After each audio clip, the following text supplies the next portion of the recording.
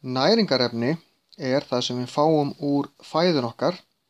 Þau skiptast í nokkra hópa. Það eru næringarefni sem gefa okkur orku, næringarefni sem við notum sem byggingarefni og svo næringarefni sem við notum til þess að viðhalda efnaferlum eða efnaskiptum í líkamanum. Kolvetni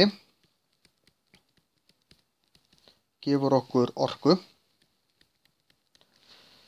Þegar við borðum kolvetni geta verið einföld eins og sykur eða flókin eins og stór kolvetnis eins og við fáum úr brauði og pasta og þess háttar.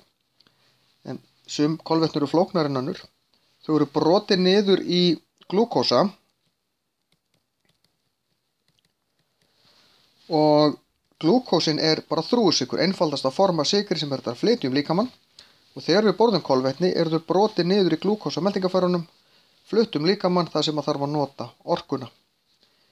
Við þurfum ekki rosalega mikið af kolvetnum, en við þurfum alltaf eitthvað því að heilinn gengur algjörlega fyrir kolvetnum. Þannig að það að taka öll kolvetni í burtu, sérstaklega á krökkum, er ekki sniðugt. Það má hins vegar alveg minnka kolvetni, það til dæmis við þurfum ekki nammi eða sykur. Hvítan sykur getur sleppt því öllu saman. Borða bara venjulegan mat, þá fáum við öll þau kolvetni sem við þurfum. Fita gefur okkur líka orku. Hún brotnar niður í glýseról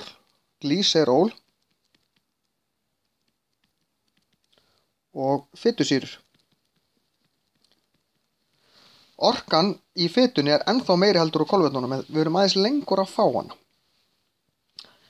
Þannig að það er allt í lagi að borða svolítið af fitu líka. Við þurfum bara aðeins að passa þær til einámettaðar fitur, fjölámettaðar og svo mettaðar fitusýrur. Við þurfum lítið af þeim. Það er eins og er í kjöti og mjólkurvörum og þess háttar. En fjölámettaðar eins og er í plöntuolíu, við mögum alveg borða svolítið af þeim. Og það er allt í lagi að borða fitu. Þurfum bara ekki of mikið af henni. Prótín er byggingarefni.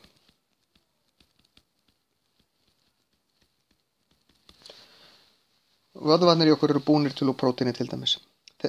Prótínið er brotið niður í amínósýrur.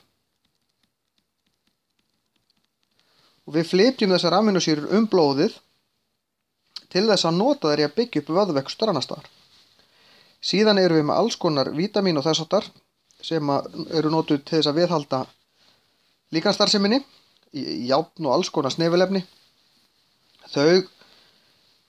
Við þurfum afskaplega lítið af þeim og fæstir þurfa að taka einhver sér vítamín. Ef við borðum fjölbreyttan mat, það er eitt vítamín sem við Íslendingar þurfum að taka, sérstaklega á veturna, og það er D-vítamín.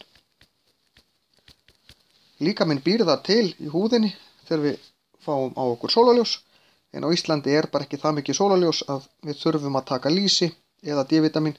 Þetta fá D-vítamín bætta mjólk núna. Þannig að við þurfum að taka D-vítamín. Önnur vítamín eiga í flestum tilfellum að vera óþörf fyrir okkur svo fremi sem við borðum fjölbreyttan mat.